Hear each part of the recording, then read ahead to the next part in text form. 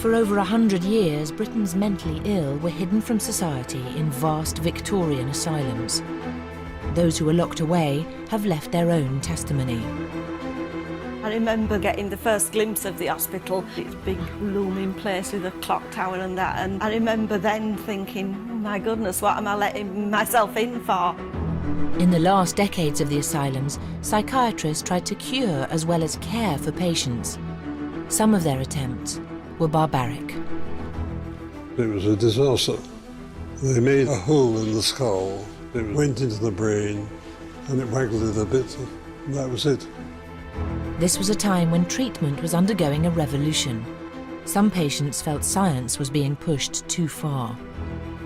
He switched the probe on and burnt a piece of my brain out. These institutions had to be shut down. When it happened, it was a moment of history that changed Britain. This is the story of the closing of the asylums and the often troubled lives they left behind.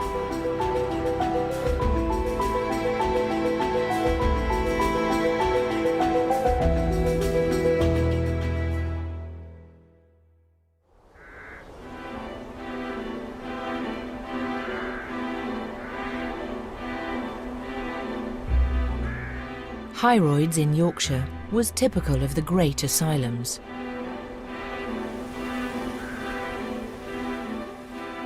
It was a village in its own right, with its own farms, a butcher, a bakery, even a railway station that ran right to the centre of the asylum.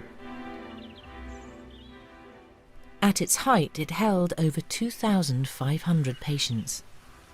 It was just massive. You could walk round all day and never walk round all of it. I was in the place with the longest corridors I've ever seen. There were miles of corridor. A lot of patients were socially inadequate, not strictly speaking mentally ill, not disturbed with voices, not suffering from delusions, not showing any thought disorders at all, simply inadequate and couldn't cope. They weren't wanted. Those good burghers of Leeds and Bradford who'd sent the patients in here would certainly have thought that they were doing the right thing by the patients, although really they were doing the right thing by their towns. I think that word dumped, it's an awful word, isn't it? But you could think, and I think rightly, that a lot of patients were dumped here by their relatives, by the community. They weren't wanted, and Hyroids was a convenient place for them. It was not just Hyroids.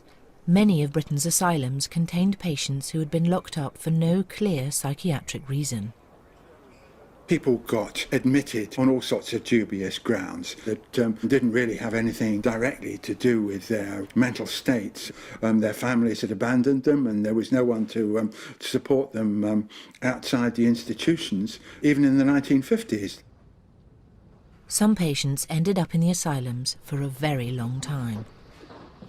This patient used to be a skilled gardener. He came here 35 years ago. And here's an old soldier. He fought in the 1418 war. Many patients were admitted on genuine medical grounds, some of them easily treatable outside hospital nowadays. Agoraphobia, panic turns, claustrophobia. I knew if I went walking in the street anywhere, I'd just collapse. After the war, Joan Tugwell had left the army and was suffering genuine mental distress. She was 25 and living with her foster parents. Panic attacks were making her life a misery. I went to bed one night and I thought I couldn't breathe, so I kept screaming out to Mum, I can't breathe, I can't breathe. St John's Hospital near Aylesbury was Joan's local asylum. For her family, it seemed to offer some hope of refuge. She was duly committed to care. My mother asked if I could go in, but she knew I wasn't well. Upstairs they had two big dormitories and each of them had about 30 beds in one dormitory. So the top of one bed was down this way, the next bed up that way, and the next one down here and then the next one up there, so that they wouldn't breathe into one another because we're so close you're lucky we could get in to go to bed. I said, we ain't got much room to move about. It was to be the start of a third of a century inside mental hospitals for Joan. In the early 50s, the regime was harsh. Some of those she met were not what she would have thought of as mad. You would wonder yourself why half of them are in there. Nothing wrong with some of them, I mean. There was nothing much wrong with me. The asylum life was empty and repetitive. After months on her ward, Joan asked the nurse if she could help with the beds. It was a way of occupying herself for a part of the day. I asked if I could make the bed. I couldn't stand there and watch her making 60 beds without giving her a hand. So we both made all the beds. Alcohol offered an escape from her feelings of anxiety. One evening in the asylum, Joan got hold of some spirits and ended up drunk and in the wrong ward. I was supposed to climb over the gate, went in and said good evening to all the staff, and I passed out because I was drunk. When I came round, I was in a padded cell. They're frightening because you don't hear them and they can't hear you. Everything's all rubber. And you have canvas night dresses and canvas blankets. If you shouted, they wouldn't better hear you. Despite the vast majority of patients having committed no offence, life in the asylums was dominated by security. The wards were not opened. The doors weren't left open. The doors was open to let the patient out and then closed after he'd gone. There was a quasi-prison atmosphere there. The only crime you could commit if you were a patient was to escape. In many ways, the large asylum still housed inmates rather than patients. Conditions inside had altered little in the last half-century, but change was on its way.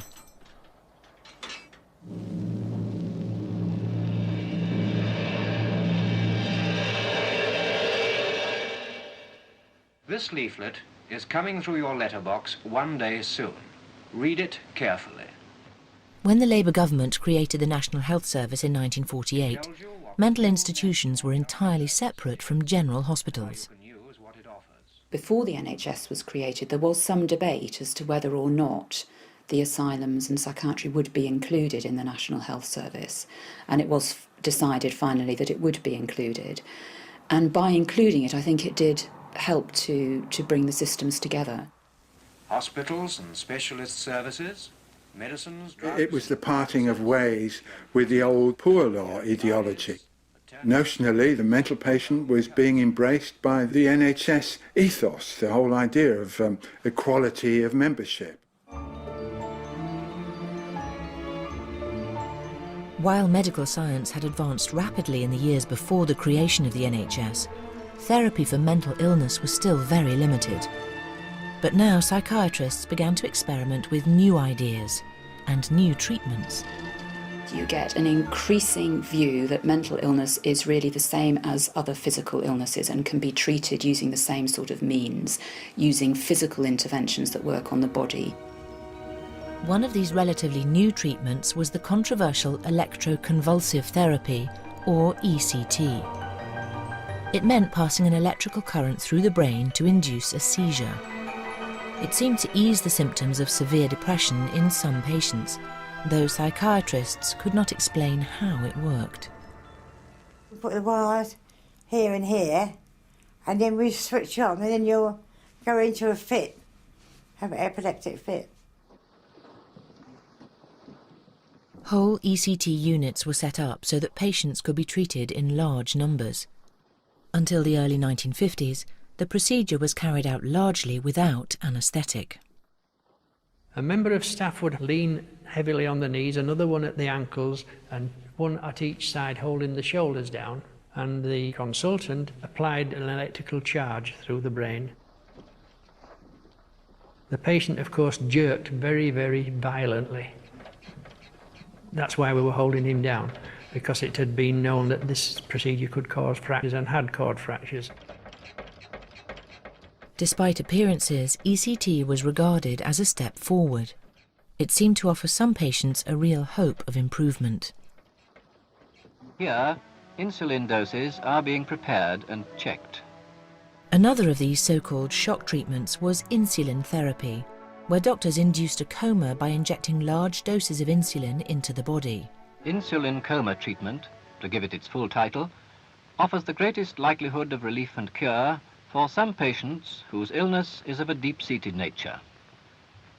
I just used to have insulin in my arm, but it wasn't very nice to have. But they used some patients to go right into a coma. They would scream all the time. I mean, I think it made them feel queer.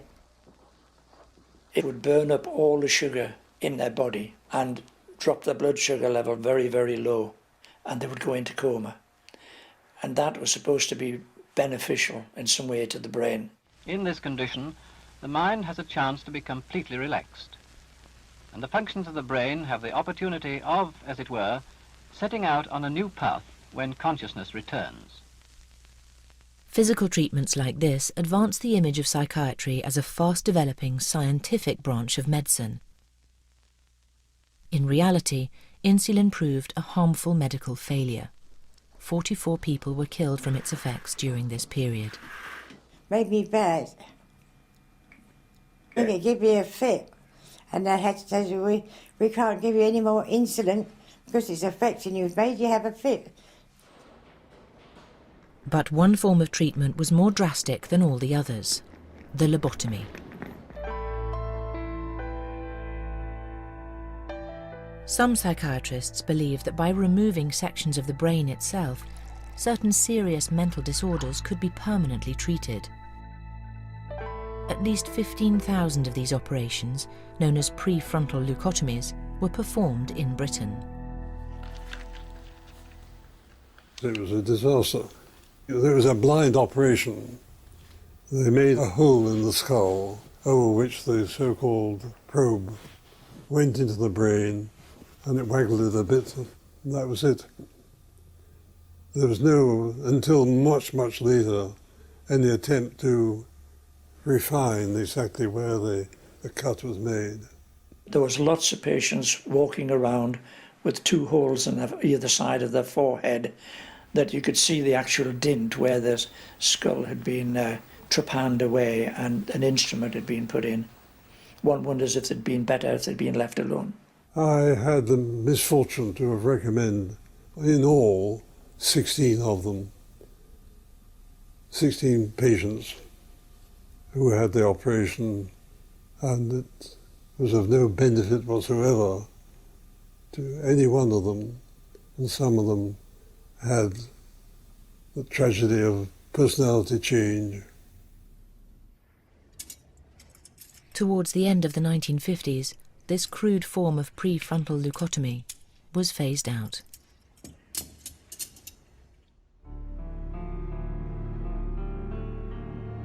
Little was then known about the workings of the brain. For most patients, there was no alternative to long periods in an asylum. They were vulnerable people, and the public was not interested. It could be a recipe for abuse.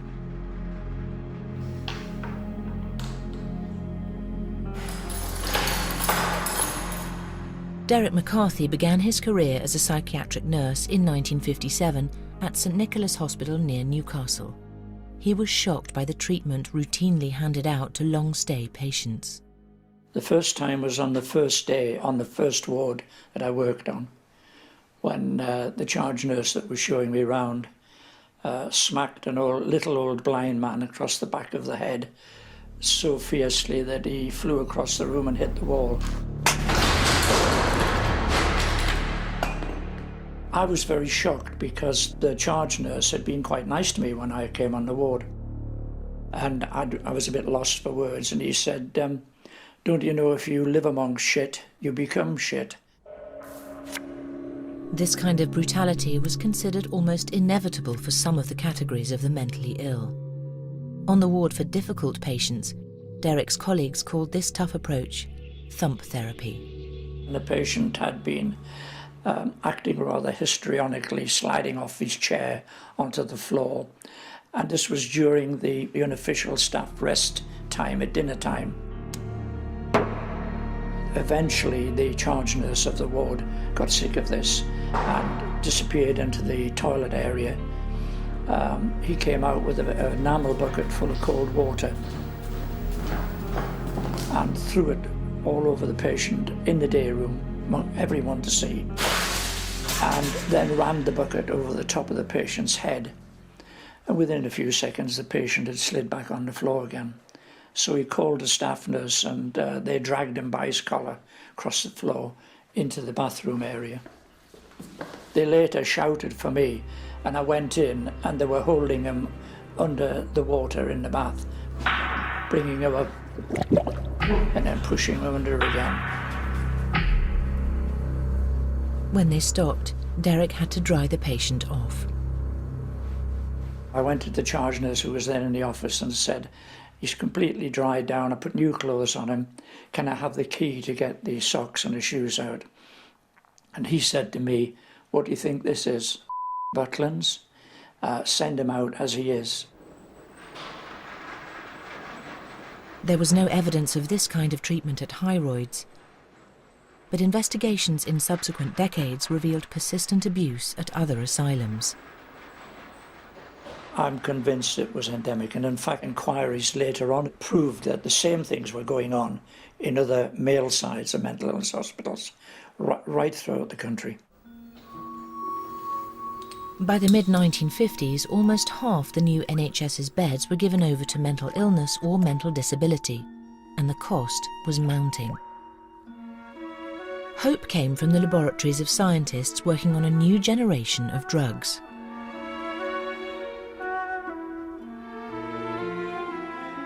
French psychiatrists started to use a drug called chlorpromazine, which proved to be very effective in calming psychotic patients. Within a few years, Largactil, as it came to be called here, had spread right across Europe and America.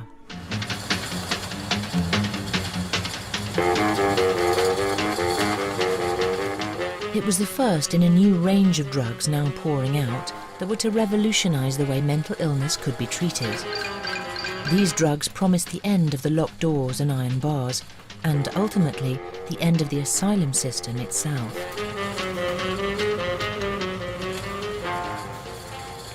It was quite exciting. You know, this was something new, and we as student nurses were allowed to get involved in it. It was a turning point. Some psychiatrists felt that the new drugs had solved the riddle of mental illness. Trouble is with anything like that, it gets into the press and is hailed as a miracle, which it isn't. But the air of optimism is quite important. We're not just carers, we are curers.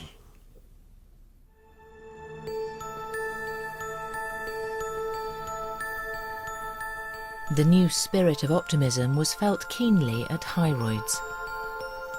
Doctors here became pioneers of the new drugs research, much to the benefit of the asylum's grim image.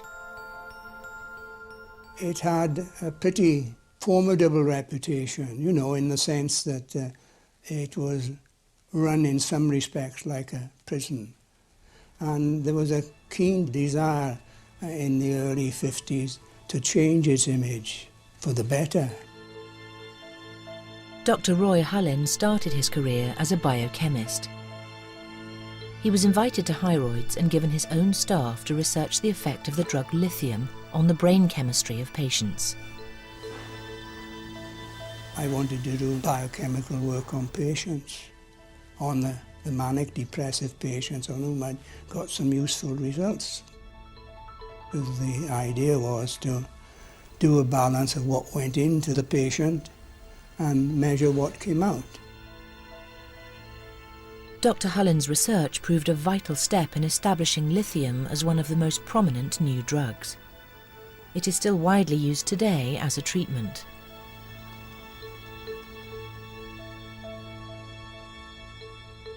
A range of new drugs are introduced during the 1950s and 60s, but they're not just new, there is a whole new idea about them, and the new idea is that they are specific treatments for specific disorders. So that rather than just being substances that drug people or contain people, sedate people, which was what was thought about the old drugs, they are seen to be substances that somehow work on the underlying physical basis of mental disorder. It may have looked and felt like an old Victorian asylum, but Hyroids was now at the forefront of the drugs revolution. It was acknowledged as a research centre for mental illness, and its medical staff presented their findings all over the world.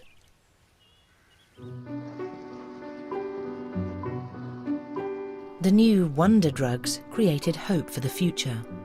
But even before they arrived, some enlightened psychiatrists had started to develop a more humane approach to care on the wards. The first thing we did, apart from improving the clothing and the decorations of a place, was to find occupation. I worked on the principle that unemployment was evil. Alongside the advances in treatment, some patients were now being given a new programme of activity. Healing is the hallmark of the hospital. These handcrafts are one form of it. A piece of homemade cloth or a basket, these are proof to these ladies that they can still do some things as well as anybody. And even if the work is slow and clumsy, it's better than brooding. Occupational therapy, this is called. It's serious scientific treatment. But more fundamental reforms were taking place. The first hospitals were now starting to experiment with an open-door policy, something that would have once been anathema to the ethos of the asylum. At one time, the patients had nothing to do except to walk around inside airing courts. Now, one of the first things I did was to saw down the railings. There is a move to open the doors of wards, to let people come and go much more freely. The asylums just physically were spruced up. They were decorated and made more homely.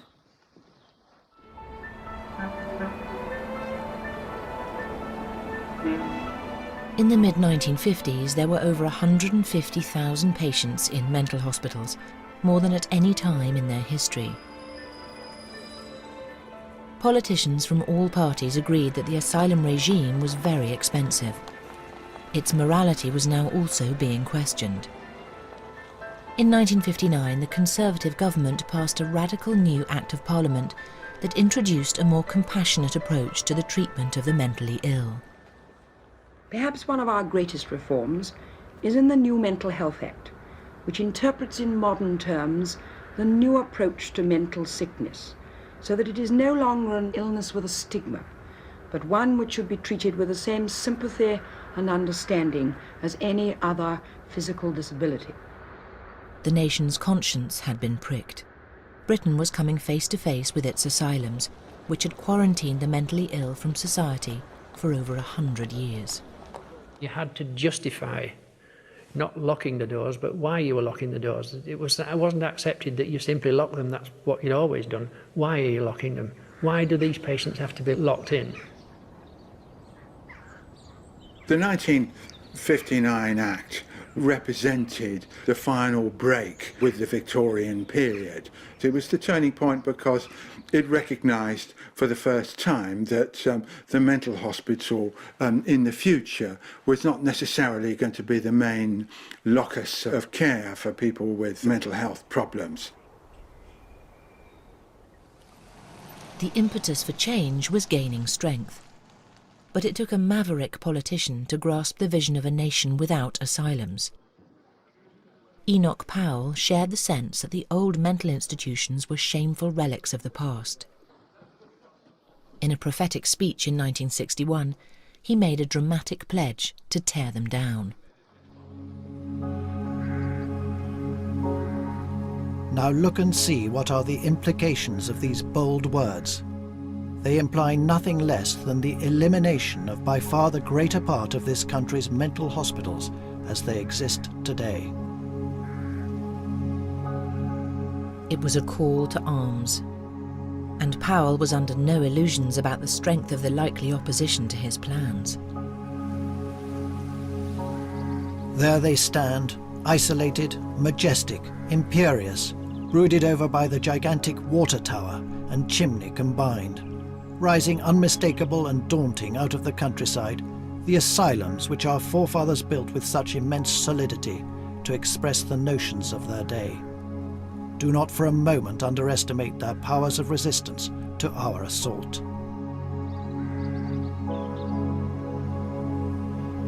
The water tower became the defining image of the speech. Enoch Powell was determined to remove everything it stood for and replace it with a new model of care based in the units of general hospitals and the community. He foretold the end of the mental hospital regimes, at that time to a completely different social landscape. It was a national social conscience that was awakened, and it was the beginning of the end for places like this.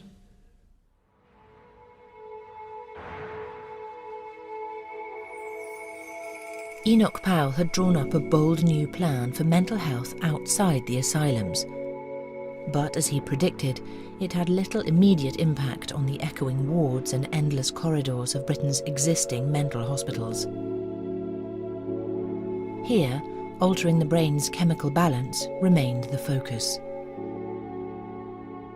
But the new drugs which had initially held out the promise of closing the asylums now seemed to be doing the opposite. In the 1960s, there was a growing recognition that drugs might not be ending the asylum culture, but prolonging it.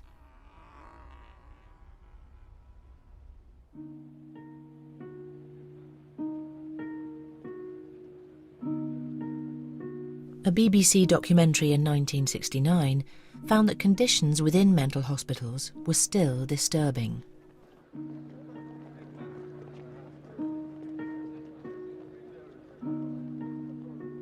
For many patients, the tranquilizing drugs were causing new problems.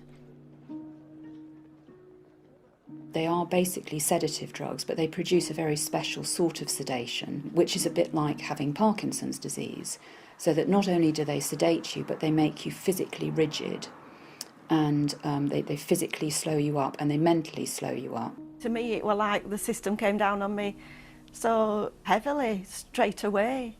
It was just, you know, as if things like drugs and shock treatment was the answer to my unhappiness or whatever, which it certainly wasn't. It made things a lot worse.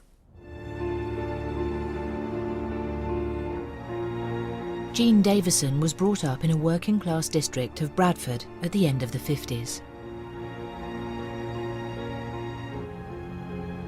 It was very much expected of me that I leave school and go to work in a factory or some kind of dead-end job, and that was difficult because I found it boring. And in her teens, she began to feel depressed and alienated. I was dissatisfied with my lifestyle, and I suppose that in a way was the start of it, this sort of feeling that I got that life was empty and meaningless. Jean felt that she needed someone to talk to. She asked her GP for an appointment with a psychiatrist, who recommended that she spend a week of rest and observation at Hyroids, her local mental hospital. Right back from childhood, you'd sort of joked with other kids saying they'll take you away in a green van to Hyroids. You know, it was the mental hospital that we all knew about.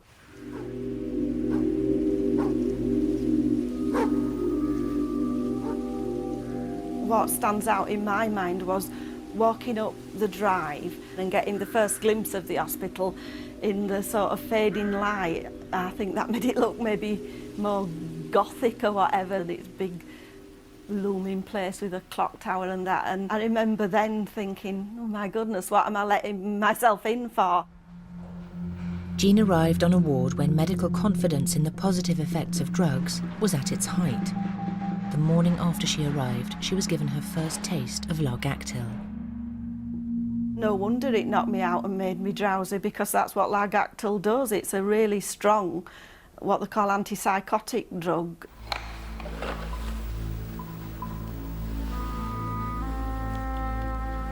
While heavily drugged, Jean was persuaded to sign up to a course of electroconvulsive therapy. ECT was routinely being carried out with anaesthetic, but the procedure was still terrifying for a teenager who had had no previous contact with psychiatry.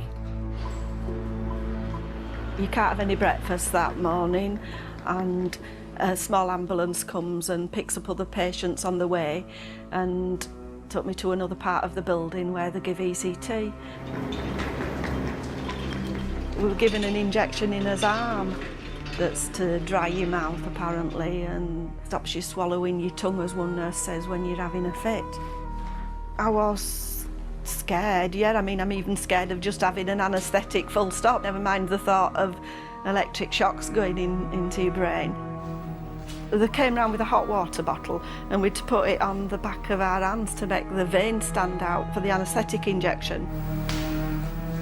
And I remember feeling really powerless, laid on my back, having this injection. I panicked and wanted it all to stop then, and tried to sort of fight them to stop them doing it then.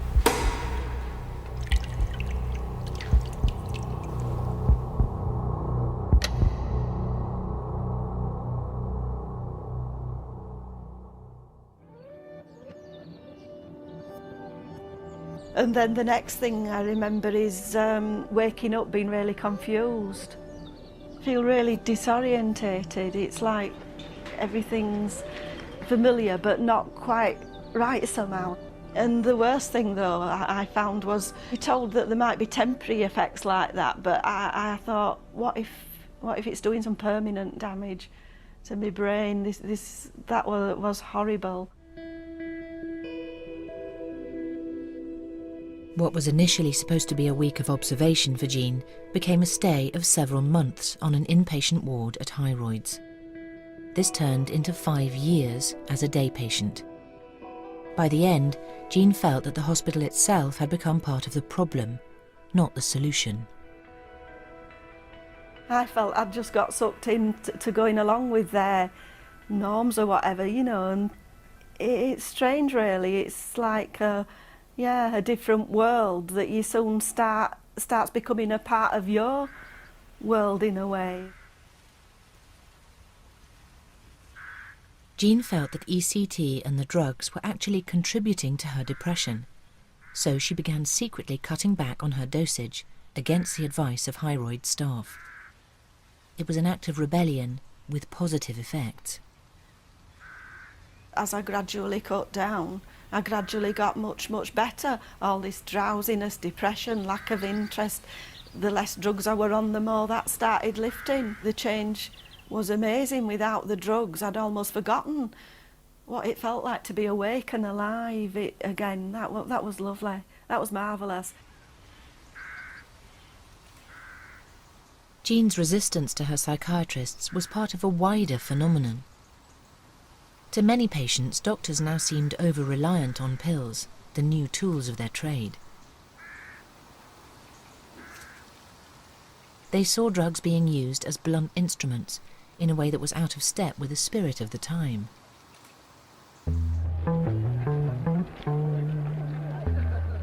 Britain in the 60s was undergoing enormous social changes.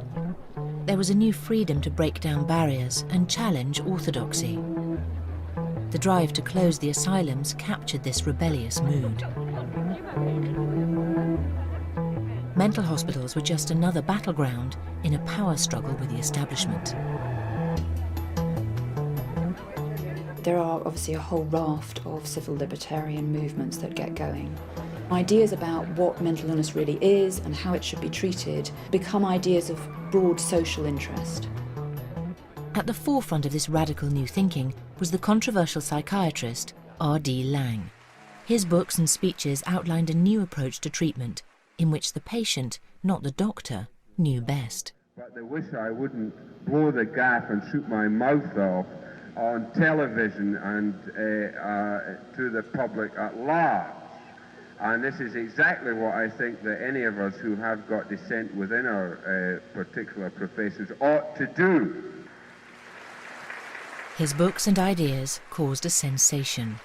The general thesis of the politics of experience is that we live in a mad world, and that a normal response to a mad world is to be mad, and that the sanity that most of us manage to maintain is actually the more abnormal sort of response. But many powerful mainstream psychiatrists working in the asylums closed ranks against the new ideas. Lang's thinking was treated as peripheral.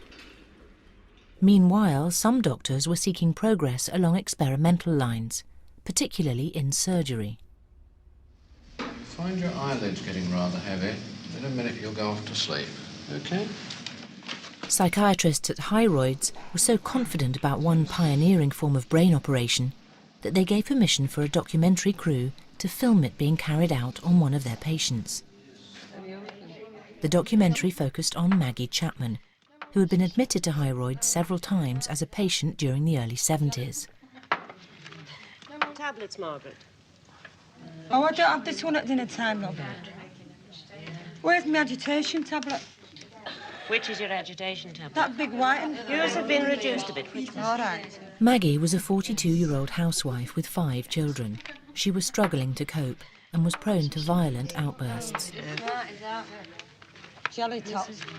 Anybody said out to me, yeah, I did lash out. And anybody that upset me kids or I'd just lash out. It was just auto training every so often. I just used to, I couldn't cope anymore. I just stopped. So they shipped me off to the hospital. Hyroids, Olinfield Mount. That doesn't look far off. During one of her stays at Hyroids, Maggie was approached about a new operation, which doctors convinced her could end her fits of violence. Go on, screw them right in. It was telling me how my temper would eventually, I would end up doing life in prison for murder or in a mental hospital for the rest of my life, right? I was really down, I was at a low ebb, I wanted to get off that smelly ward, right? It was disgusting. And it was telling me how I'd benefit from this operation. It was to burn this part of my brain that would stop me from getting angry and having outbursts, being violent. Now, if we leave you as you are and don't do anything, then you're not going to spend a month, a year in a mental hospital, which you are doing at the moment. The time spent in a mental hospital is gradually going to go on increasing, and you're going to end up there. So we're forever balancing the risks of an operation against the risks to the patient of not doing the operation. Can you put your head straight, or is it... It was terrifying surgery, though the doctors regarded it as a huge leap forward. Maggie was taken from the asylum to the local hospital. There, 2 nylon balls were fixed in her forehead to act as guides for electrodes, which would pinpoint the crucial part of her brain. The electrode is attached to the electricity supply, and the current is switched on, stimulating the area at the bottom of the electrode. Got you, Margaret. I'm sorry I had to do that. Yeah, why did you have to do that? I went all funny and all. Did you? My head all shook inside. Oh dear. All my head shook inside. Yes, all right. Everything shook, my eyes, everything, my teeth. The noise that made must be still in my head. If a motorbike goes past me, or somebody's drilling in the road, it's like, oh, God, I just can't stand. It's like everything shakes in my head. Keep looking up. I'm frightened. Yes, keep looking up. Look up. When he got the response of fear in my eyes, the pupils were like cat's eyes, dilated. Yeah, all right now. That's when he knew that he'd connected to the part of my brain that reacts to fear. A new electrode is put in the correct position, and to this will be attached a much larger current, which causes the tip of the electrode to heat up. He switched the probe on and burnt a piece of my brain out. Maggie's doctors regarded the operation as a success. It did at least get her out of hemorrhoids. But she insists the effects of the surgery were debilitating. I was like a zombie for 4 years. I couldn't communicate with people. It were like my speech had gone. And my body was all wobbly. Maggie is now a successful campaigner for local community causes. She is adamant that she has pulled her life together in spite of the operation, not because of it.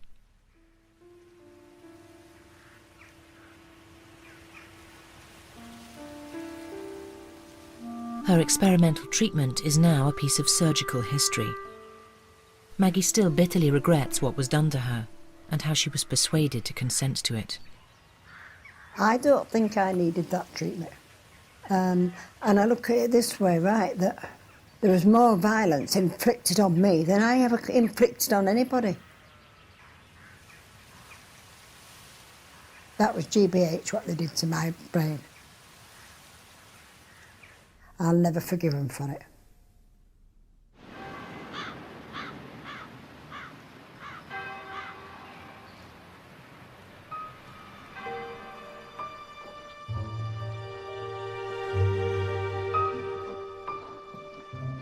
By the mid-70s, Enoch Powell had hoped that many, if not all, the old mental institutions would have disappeared.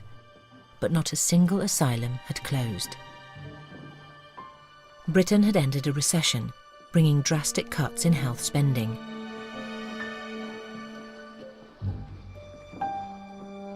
Numbers in the asylums had to be reduced. At many hospitals, the cull happened gradually, one ward at a time.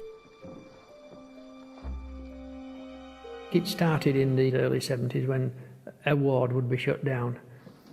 If a person died in that ward or a patient was discharged from this ward, we'd physically remove the bed so that nobody could be admitted into it again. If GPs wanted to refer a patient for possible admission for observation, there wasn't a bed any longer. People had to be nursed in the community, they had to be cared for in the community.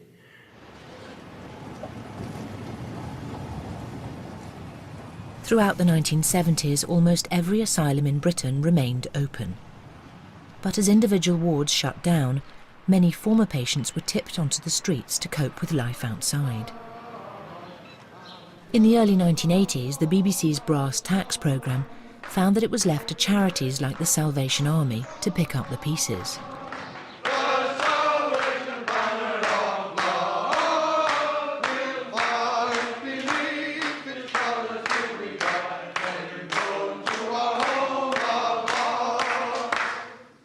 $65,000 beds in long-stay wards have been phased out in 20 years. But the community care that was supposed to take their place has scarcely materialised. The long-term mentally ill are still with us, but now in many cases fending for themselves. And I will comfort you today and every day. Honour me. I ended up being a vagrant and diagnosed as schizophrenic, and I then became a revolving door patient.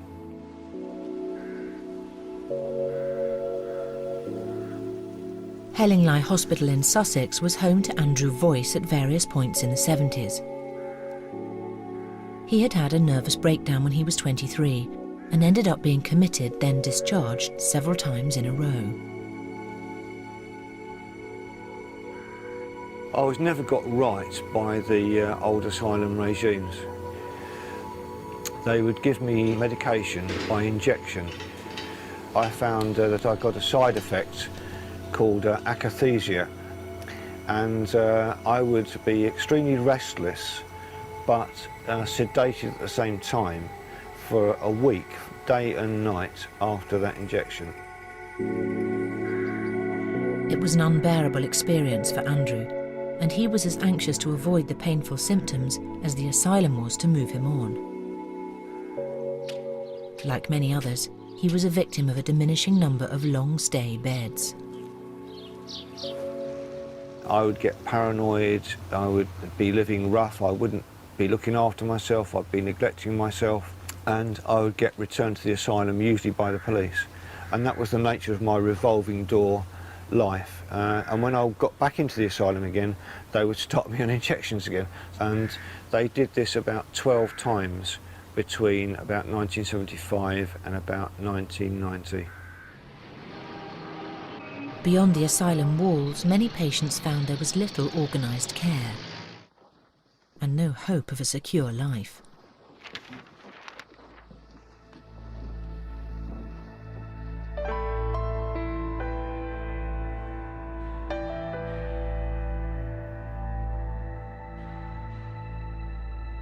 But there was no going back.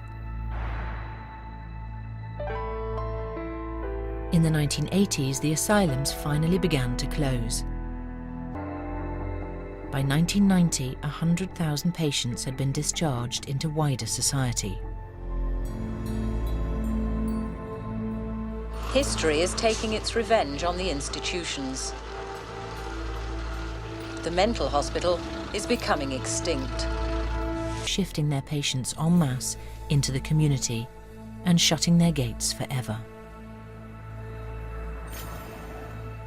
Instead of doing things piecemeal, things were all done in one rush. It was, you know, Wakefield decided they're going to empty their psychiatric hospitals. Huddersfield have done the same. Wolverhampton, Birmingham, all of them are going to do the same. So we must keep up with them. So everybody went out into the community. This was the start of care in the community as we know it today. The idea was that the majority of patients be placed out in the community with psychiatric support. Destroying any kind of individuality, you actually did open the floodgates for saying, hang on, there's a set of people who believe they're actually worth more than that. Amidst the wreckage of the asylums, a grassroots movement sprang up, in which patients challenged doctors' preeminent role in decisions about treatment. The user movement, as it was called, campaigned successfully for patients to be more than the passive recipients of psychiatry. Now we have a system where people expect to be and want to be knowledgeable about their problems, and they want to be involved in the sorts of treatments that doctors prescribe.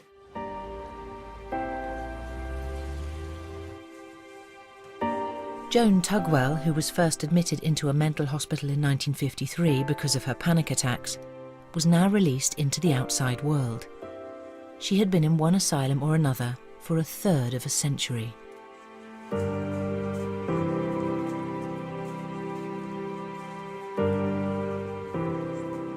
Best thing with being free. I mean, after 33 and a half years, it's a long time. You've got to know how to go about it when you're out in the community. You've got to do things for yourself.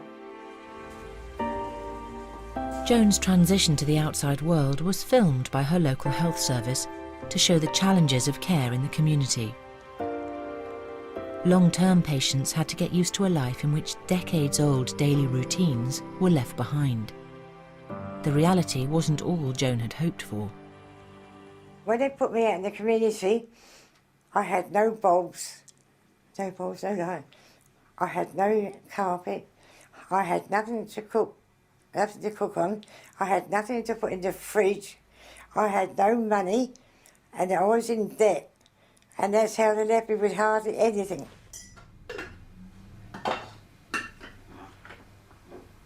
Want to get the milk out of the fridge, Joan? Yeah. Like many other patients, Joan had to cope with a certain amount of stigma. With the shelter of the asylum gone, old prejudices came to the surface. Is there any milk in there? When I used to appear off the bus and I was walking to my flat, they'd all call their children indoors until I was out of sight. Not nice, really. I said, what is it, I'm going to hurt them or something? Sometimes people would say to me, why don't you go back to Broadmoor? So I used to say, if I was to kill you, then I would go back. But Joan has survived. She has made a life for herself in the community with the help of her carer and continued medication. In another era, she might have remained on a long-stay ward in an asylum until she died. Like many others, Joan has found a degree of freedom. I felt really optimism that there was a future in the community for people, and that we could set goals for ourselves and we could achieve things, and we could begin to take a bit of control over our lives. But the euphoria was short-lived. The political honeymoon for care in the community was over very quickly. In December 1992, at Finsbury Park Tube Station in London, a recently released psychiatric patient stabbed a passenger in the eye and killed him. It was the most notorious of several disturbing incidents, which jolted the public's ideas about the new form of care. It sparked panic in many parts of society. It's 11 a.m. in a North London police station. Officers are being briefed about a potential killer, not by a colleague, but by the man's psychiatrist. And the problem over the last 3 weeks has been increasing threats of violence and specific threats of wanting to kill variously his probation officer, his girlfriend and his mother. In 1997, the BBC's Panorama programme followed the work of a consultant psychiatrist in North London. Where we think he is at the moment. It was a vision of psychiatric services that nobody involved in care in the community wanted to see. Straight over.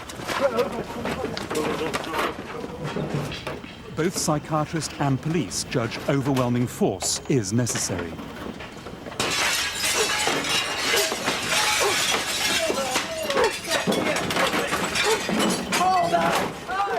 Releasing thousands of psychiatric patients into society raised a whole new set of problems. What seems to happen in the 90s is that people suddenly start to get cold feet about it all and start to fear that actually what this might mean is that you've got loads and loads of people with uncontrolled mental illness running about society causing mayhem. The newly elected Labour government was clearly on the side of safety first. The Health Secretary Frank Dobson openly declared that community care had failed. The political response was ultimately restrictive legislation. Doctors were given powers to force patients in the community to take medication or risk losing their newfound freedom. To many people, it seemed like a step backwards.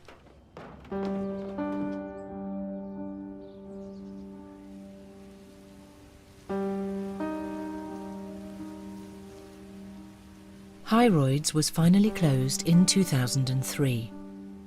It was one of the last relics of the asylum network, and like many others, was bought by developers to be turned into luxury flats. I felt it was past its best by. It had done its duty, it had served its cause. But people like these are unfortunate. They still need to be cared for. This place did indeed provide refuge from the world for some patients. Asylum in the true sense. Some feel that this ideal of protection and rest has been lost. That the community can never replace this kind of institution. Well, my feeling is that the whole concept of community care is a disaster. I don't think that the community cares. Not on my patch, though, is the motto. There are even those who think that the failure of the asylums has been exaggerated.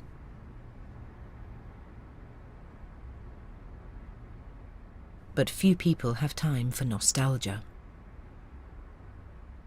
I get very angry when I see people glorifying them, you know, these lovely estates in beautiful Victorian buildings in the country. They were awful places.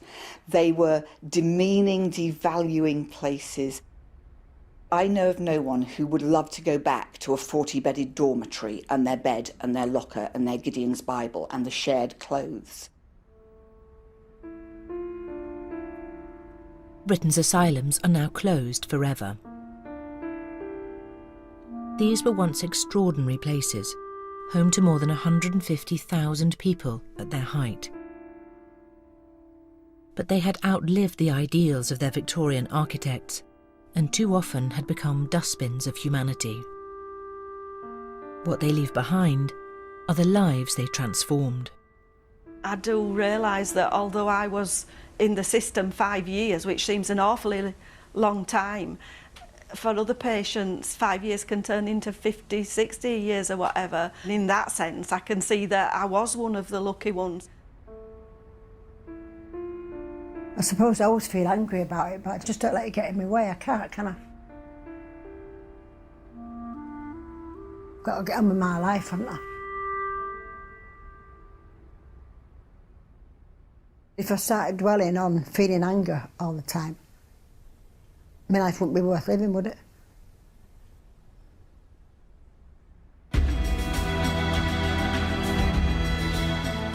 The Open University has produced a CD exploring creative responses to mental health.